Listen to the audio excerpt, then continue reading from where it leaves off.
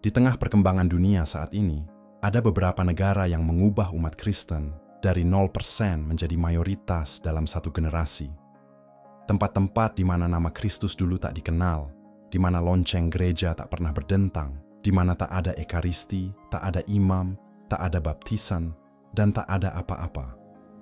Namun kini, di negeri-negeri yang sama, iman Kristen tak sekadar hadir.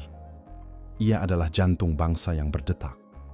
Bukan melalui penaklukan, melainkan melalui kesaksian. Bukan melalui kekuatan, melainkan kegigihan. Bagaimana jika saya memberitahu Anda bahwa dalam 100 tahun terakhir, 5 negara yang tersebar di berbagai benua telah berubah dari hampir tidak memiliki umat Katolik menjadi negara-negara mayoritas Katolik? Jalan mereka diwarnai oleh perang, kesulitan, dan kesunyian. Namun seiring waktu, masing-masing menjadi tempat di mana salib ditinggikan. Kini, mereka bernyanyi bersama paduan suara, membangun katedral, dan mengutus misionaris mereka sendiri. Jadi, jika Anda siap menemukan apa yang dapat dilakukan oleh iman, subscribe channel ini dan telusuri jalan ini bersama kami. Nomor 5. Timor Leste, sebuah gereja yang dibangun dengan darah dan harapan. Kisah pertama kami dimulai di sebuah pulau yang jarang ditemukan di peta, tetapi kesaksiannya berbicara lebih keras daripada pasukan. Inilah pertobatan Timor Leste menjadi Katolik. Selama berabad-abad, pegunungan dan lembah Timor Leste bergema dengan nyanyian untuk roh leluhur. Penduduknya mempraktikkan animisme, menghormati tanah, air, dan orang mati. Misionaris Portugis tiba pada tahun 500-an, membawa Injil ke pulau Asia Tenggara ini. Namun, selama beberapa generasi, agama Kristen tetap marginal. Bahkan pada awal tahun 1970-an, kurang dari 20% penduduk Timor Leste mengidentifikasi diri sebagai Katolik. Para suster religius menyelundupkan makanan dan obat-obatan kepada orang sakit ketika seluruh wilayah diblokade. Dalam salah satu pembantaian paling kelam, pembantaian Santa Cruz tahun 1991, ratusan orang Timor yang tak bersenjata dieksekusi di sebuah pemakaman saat menghadiri demonstrasi damai. Di antara sedikit saksi yang tersisa untuk bersaksi adalah saksi dari gereja sendiri. Mereka yang menolak meninggalkan orang yang sekarat. Selama bertahun-tahun ini, Kristus yang disalibkan bukanlah gambaran asing, itu adalah cermin. Tangannya yang tertusuk tampak seperti tangan ayah Tim yang diikat oleh tentara.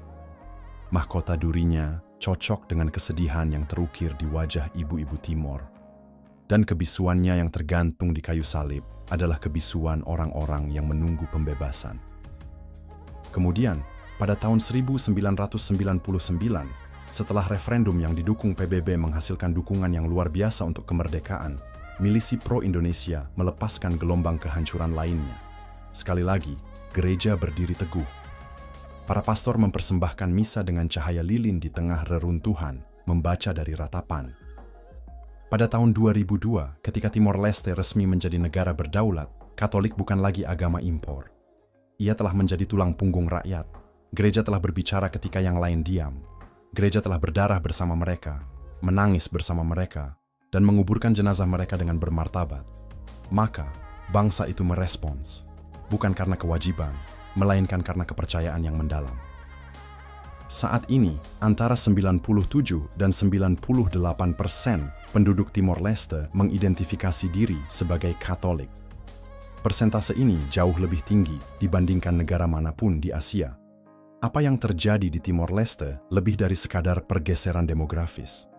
Ini adalah contoh cemerlang yang langka tentang bagaimana iman dapat bertumbuh, bukan melalui dominasi, melainkan melalui solidaritas. Nomor 4. Burundi. Dari segelintir negara yang pindah agama menjadi negara Katolik, tepat di jantung Afrika terletak Burundi, sebuah negara kecil yang terkurung daratan, yang diapit oleh danau-danau besar, dan seringkali dibayangi oleh negara-negara tetangganya yang lebih terkemuka. Namun, secara spiritual, perjalanan Burundi sungguh ajaib. Pada awal abad ke-20, Katolikisme di wilayah ini hampir tak terlihat. Ketika para misionaris dari Ordo White Father tiba pada tahun 1998, mereka melangkah ke negeri yang ditandai oleh tradisi lisan, loyalitas klan, dan keyakinan permusuhan yang mengakar. Tidak ada alfabet tertulis dalam bahasa Kirundi, bahasa setempat. Tidak ada sekolah, kecurigaan terhadap orang luar merajalela. Maka, Injil pun tiba secara diam-diam melalui gestur kebaikan, kesabaran, dan pelayanan. Pada tahun 1915, hanya 5.769 orang Burundi yang telah dibaptis, hanya 2/1000 dari populasi. Namun, para misionaris awal ini memahami sesuatu yang vital. Penginjilan tanpa kasih adalah hampa. Jadi alih-alih memaksakan iman, mereka menjadi penyembuh dan guru. Mereka membangun sekolah-sekolah pertama di Burundi, membuka klinik-klinik pertama, dan mulai menerjemahkan Alkitab ke dalam bahasa Kirundi, 1 ayat setiap kalinya. Injil tidak hanya diberitakan, tetapi juga dihidupi, dan Injil paling bergema bukan dalam khotbah-khotbah agung, tetapi dalam tindakan-tindakan sederhana, seperti yang ditulis Yesaya. Pada waktu itu, terangmu akan merekah seperti fajar, dan kesembuhanmu akan segera tampak. Cahaya itu mulai menembus kegelapan, kecurigaan suku, dan pengabaian pendidikan. Gereja tumbuh perlahan namun pasti, tak hanya menjadi pusat ibadah, tetapi juga kekuatan pembangunan nasional. Selama beberapa dekade, gereja menjadi tulang punggung sistem pendidikan di Burundi. Gereja melahirkan warga negara terpelajar pertama di negara itu dan, yang terpenting, menjadi tempat perlindungan otoritas moral. Ketika Burundi terjerumus ke dalam krisis politik dan pertumpahan darah etnis pada tahun 1990-an, terutama selama konflik sipil antara faksi Hutu dan Tutsi, gereja tidak mundur. Sementara pihak lain memicu perpecahan, para pemimpin Katolik menyerukan belas kasihan. Mereka membuka gereja bagi kedua belah pihak. Para pastor dan biarawati sering berdiri di antara milisi dan warga sipil tak bersenjata, memohon perdamaian. Namun, bahkan ketika kekerasan berkecamuk, gereja tetap teguh, suaranya tak pernah pudar. Para uskup menulis surat pastoral yang menyerukan pertobatan nasional. Mereka mengutip sabda Kristus dalam Matius, "Berbahagialah orang yang membawa damai, karena mereka akan disebut anak-anak Allah." Di negara yang dirusak oleh pengkhianatan dan genosida, gereja menjadi salah satu dari sedikit institusi yang masih dapat dipercaya rakyat. Bukan karena kuat, tetapi karena kehadirannya. Kini, kehadiran itu telah membuahkan hasil. Antara 62 dan 67% penduduk Burundi kini mengidentifikasi diri sebagai Katolik. Tabisan besar-besaran berlangsung setiap tahun. Katedral-katedral dipenuhi orang pada hari Minggu. Ordo-ordo religius berkembang pesat, dan sekolah-sekolah Katolik tetap menjadi pilar pembinaan akademis dan moral. Apa yang dimulai dengan kurang dari 6.000 umat beriman kini membentuk identitas suatu bangsa. Namun, ini bukan sekadar kemenangan angka. Ini adalah kesaksian tentang apa yang terjadi ketika iman berjalan bersama umat melalui masa-masa tergelap mereka. Nomor 3, Rwanda. Salib di tengah reruntuhan. Tinggi di perbukitan hijau Afrika Tengah terletak Rwanda, sebuah negara yang keindahan alamnya tampak hampir bertentangan dengan luka yang dibawanya. Dikenal karena lanskapnya yang subur dan budaya yang semarak, Rwanda juga menanggung bekas luka dari salah satu peristiwa paling mengerikan di abad ke-20. Tetapi jauh sebelum dunia mendengar tangisannya pada tahun 1994, benih-benih iman telah berakar. Sebelum akhir abad ke-19, penduduk Rwanda hidup dengan sistem kepercayaan asli yang berpusat pada penghormatan leluhur, harmoni kosmik, dan peran sakral muami atau raja. Kedatangan para misionaris Katolik di bawah pemerintahan kolonial Jerman dan kemudian Belgia tidak hanya memperkenalkan Injil, tetapi juga sekolah, bahasa tulis, dan layanan kesehatan dasar. Pada tahun 1970-an, agama Katolik telah terjalin erat dalam kehidupan nasional. Lebih dari 60% penduduk Rwanda mengidentifikasi diri sebagai Katolik. Namun kisah ini, yang awalnya begitu menjanjikan, berubah menjadi gelap selama genosida tahun 1994 terhadap suku Tutsi ketika hampir 1 juta orang dieksekusi secara brutal hanya dalam 100 hari. Di negara yang dulunya di mana agama Katolik menawarkan persatuan dan bimbingan moral, genosida tersebut justru mengungkap keretakan yang dalam. Sementara banyak anggota rohaniawan dengan berani mempertaruhkan dan mengorbankan nyawa mereka untuk melindungi orang-orang tak berdosa, yang lainnya secara tragis terlibat dalam pembunuhan tersebut. Beberapa gereja yang sebelumnya berfungsi sebagai tempat perlindungan kini menjadi tempat pembantaian. Salib, yang dulu dipandang sebagai simbol penebusan, kini berdiri di tengah reruntuhan, sunyi, berlumuran darah, dan diperebutkan. Namun, kisahnya tidak berakhir di sana. Setelah trauma yang tak terlukiskan, Gereja Katolik di Rwanda tidak mundur ke dalam keheningan atau penyangkalan. Sebaliknya, ia melangkah ke dalam kehancuran. Para uskup mengeluarkan permintaan maaf resmi atas kegagalan gereja. Para penyintas diberi ruang untuk berbicara dan didengar. Gereja membantu menguburkan korban dengan bermartabat, membuka kembali sekolah dan pos kesehatan, serta berdiri di samping komunitas yang hancur oleh kesedihan. Perkataan Nabi Yoel dihidupkan kembali. Aku akan membalasmu atas tahun-tahun yang telah dimakan belalang. Dan perlahan, di tengah air mata dan keheningan, Gereja Katolik Rwanda mulai membangun kembali, bukan hanya struktur tetapi juga kepercayaan. Saat ini, jumlah umat Katolik di Rwanda diperkirakan antara 43 dan 57%, tergantung sumbernya. Namun, kebenaran kebangkitan Katolik Rwanda tidak dapat ditangkap hanya oleh statistik. Sebuah generasi baru yang lahir setelah genosida sedang bangkit, dibentuk bukan oleh perpecahan suku, melainkan oleh kerinduan akan sesuatu yang lebih tinggi. Di Rwanda, salib bukan lagi sekadar simbol keagamaan. Salib adalah luka yang masih terasa sakit, tetapi juga janji bahwa kebangkitan itu mungkin. Di sini, iman telah menjadi perjalanan pertobatan nasional dan pembaruan yang hening. Gereja tidak lagi diasumsikan. Gereja harus dihidupi, dibangun kembali, dan diusahakan setiap hari. Di dunia yang cepat menganggap lembaga-lembaga keagamaan tidak relevan atau tak tergantikan, Rwanda menawarkan kesaksian yang lebih sulit namun jujur bahwa bahkan gereja yang goyah pun dapat bangkit kembali jika bersedia mengaku, menderita, dan berjalan dengan sabar bersama umat. Injil tidak murah di sini. Injil telah dibeli dengan air mata. Nomor 2, Papua Nugini. Ketika hutan mendengar Injil jauh di dalam hutan hujan Zamrud Papua Nugini, tempat kabut berkelok-kelok di antara puncak-puncak pepohonan dan sungai-sungai mengukir jalur-jalur yang lebih tua dari sejarah yang tercatat.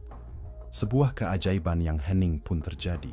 Negara kepulauan ini, rumah bagi lebih dari 800 bahasa yang berbeda dan beberapa komunitas dengan budaya paling beragam di bumi tidak mengenal agama Kristen sebelum abad ke-19. Kehidupan berputar di sekitar pemujaan leluhur, roh alam, dan ritual sakral yang melibatkan topeng, api, dan tarian rumit yang diwariskan melalui tradisi lisan. Setiap lembah memiliki kosmologinya sendiri, setiap desa dewa-dewanya sendiri. Namun kemudian, mulai akhir tahun 1800, sesuatu yang luar biasa terjadi. Para misionaris Katolik, banyak di antaranya berasal dari Eropa dan Australia, memulai perjalanan berbahaya dan tak terpetakan melalui hutan lebat, melintasi sungai-sungai yang dipenuhi buaya, dan mendaki pegunungan yang berbahaya. Mereka tidak membawa senjata, tidak ada otoritas politik, hanya Injil, perban, dan buku catatan. Mereka mempelajari dialek suku dengan cahaya lilin, seringkali tidur di lantai gubuk-gubuk beratap jerami. Mereka membawa obat bagi yang sakit, melek huruf bagi yang buta huruf, dan martabat bagi yang terabaikan. Dan sebagai balasannya, suku-suku memperhatikan. Bukan hanya khotbah-khotbahnya, tetapi juga cara para pengunjung asing ini melayani tanpa menuntut, menyembuhkan tanpa menaklukkan, dan mengasihi tanpa syarat. Seperti yang ditulis Santo Paulus, bagi semua orang aku telah menjadi segala sesuatu, supaya dengan segala cara aku dapat menyelamatkan beberapa orang dari antara mereka. Di sini, Injil tidak diberitakan dari mimbar. Injil dihidupi secara langsung di sekitar lingkaran api dan jalan setapak di hutan. Pertobatan di Papua Nugini tidak datang secara bergelombang. Pertobatan datang secara berirama. Seorang kepala suku akan bertobat setelah melihat anaknya disembuhkan. Seorang tetua suku akan bertanya tentang orang yang disalibkan dari Alkitab. Anak-anak belajar tanda salib di samping alfabet mereka. Dan seiring berlalunya waktu, lanskap iman pun berubah.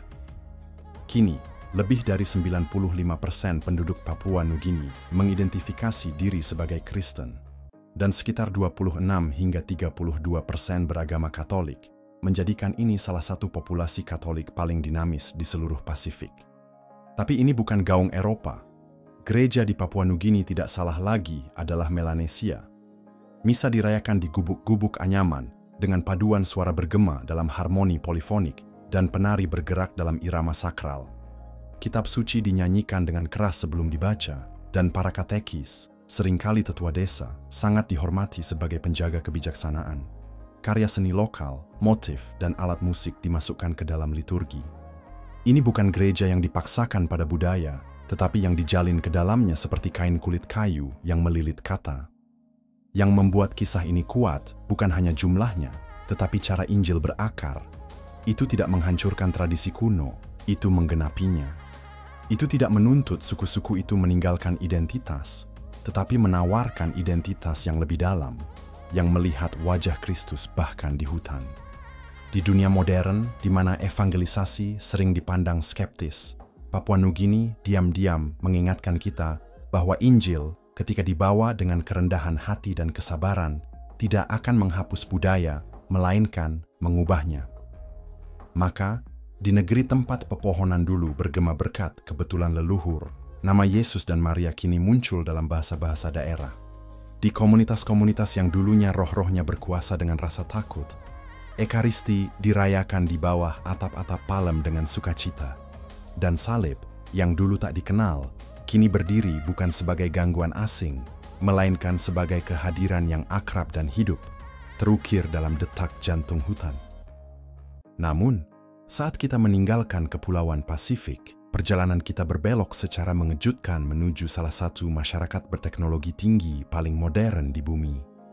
Di sini, di negeri yang dulu dibentuk oleh tradisi Konfusianisme dan perang, Katolikisme telah melonjak dari pinggiran menjadi salah satu kekuatan spiritual yang paling cepat berkembang di negara ini.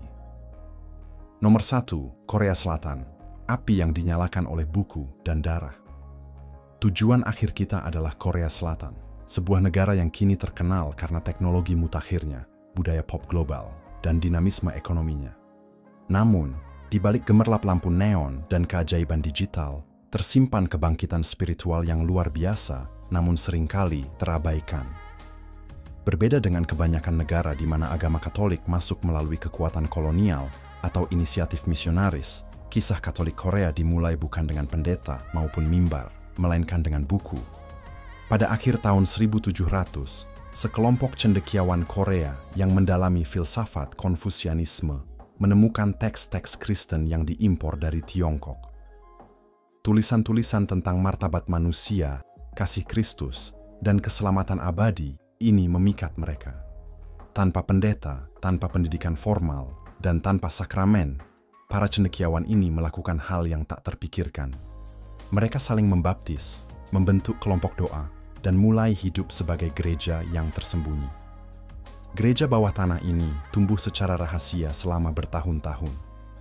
Ketika pastor misionaris Prancis pertama, James Jowenmo, akhirnya pergi ke Korea pada tahun 1794, ia terkejut menemukan komunitas Katolik awam yang berfungsi penuh menantinya, haus akan Ekaristi yang tak pernah mereka terima. Namun, gereja seperti itu tak bisa selamanya tersembunyi. Penganiayaan melanda dengan kekuatan brutal. Sepanjang abad ke-19, lebih dari 10.000 umat Katolik Korea menjadi martir karena iman mereka. Beberapa dipaksa menyaksikan keluarga mereka dieksekusi sebelum diri mereka sendiri. Jalan-jalan Seoul yang kini diaspal dengan perdagangan, dulunya merupakan tempat yang mengerikan bagi umat beriman. Saat ini, lebih dari 11% penduduk Korea Selatan beragama Katolik, menjadikannya salah satu populasi Katolik paling kuat di Asia Timur. Dan lebih dari sekadar angka, vitalitas gereja Korea sangat mencolok. Gereja-gereja Katolik penuh sesak, tidak hanya pada hari Minggu, tetapi sepanjang minggu. Kapel adorasi semalaman suntuk merupakan hal yang umum di kota-kota besar. Yang membuat perjalanan Katolik Korea Selatan luar biasa adalah bahwa perjalanan itu tidak dimulai dengan penaklukan atau paksaan. Perjalanan itu dimulai dengan rasa lapar intelektual dan keberanian spiritual. Hal ini mengingatkan kita bahwa Injil tidak membutuhkan pasukan kekaisaran untuk disebarkan. Injil membutuhkan jiwa-jiwa yang bersedia mencari, menderita, dan berserah diri. Umat beriman Korea Selatan, terutama para martir awal, berpegang teguh pada sabda Kristus. Meskipun belum menjadi negara mayoritas Katolik, Korea Selatan mungkin merupakan gereja Katolik yang paling dinamis dan berpikiran misionaris di negara-negara maju. Kesaksiannya tidak hanya membentuk masa depannya sendiri, tetapi juga berkontribusi pada gereja global dengan cara-cara baru yang kuat. Apa yang dimulai dalam kerahasiaan dan keheningan kini bergema dari jiwa ke ujung bumi. Dari hutan-hutan tempat komunitas lokal pernah memanggil roh-roh leluhur, ke kota-kota yang pernah direndam dalam kemartiran, iman Kristen telah mengubah seluruh masyarakat. Bukan dengan paksaan, tetapi dengan belas kasih, dengan harapan, dan dengan kebenaran yang hidup dalam daging dan darah. Kisah-kisah ini mengingatkan kita bahwa gereja tumbuh bukan di tempat yang paling aman, tetapi di tempat yang paling dibutuhkan, di mana salib diangkat tinggi bukan untuk menaklukkan, tetapi untuk menyembuhkan. Dan selama masih ada hati yang mencari, masih menderita, dan masih berharap, kisahnya belum berakhir. Dari kelima negara ini, negara mana yang paling menginspirasi Anda? Beri komentar di bawah, dan jangan lupa untuk like, share, dan doakan. Ini bukan sekadar sejarah, ini harapan, dan babak selanjutnya mungkin baru saja dimulai dari Anda. Gereja tidak sedang sekarat. Gereja sedang bangkit di tempat-tempat yang paling tidak kita duga. Dari nol hingga mayoritas.